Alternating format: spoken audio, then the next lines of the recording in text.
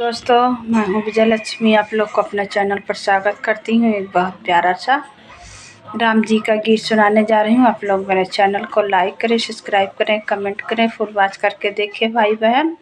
तो आइए सुनाते हैं। जय श्री राम।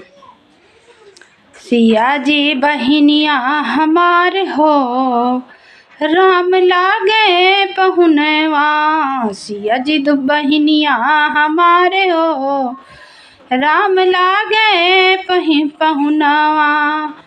लागे पहुनवा हो, लागे पहुनवा। सिया जी बहिनिया हमारे हो, राम लागे पहुनवा।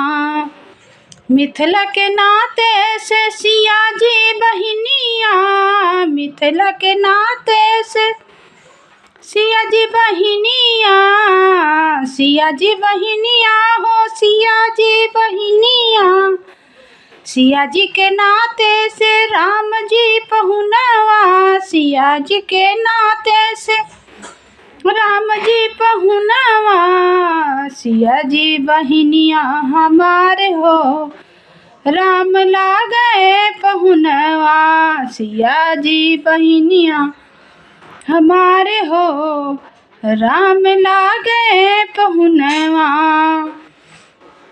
सरसों के फूल जैसा प्यारी है सीता, सरसों के फूल जैसा प्यारी बहिनिया। सरसों के फूल जैसा प्यारी बहिनिया।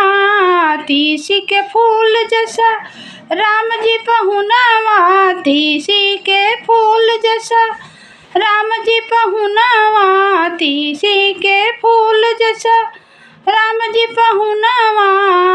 दोनों के जोड़ी कमाल हो, राम लागे पहुनवा। दोनों जन के जोड़ी कमाल हो, राम लागे पहुनवा। सिया जी बहिनिया हमारे हो, राम लागे पहुनवा। सिया जी दुल्हन बहिनिया हमारे हो, राम लागे पहुनवा।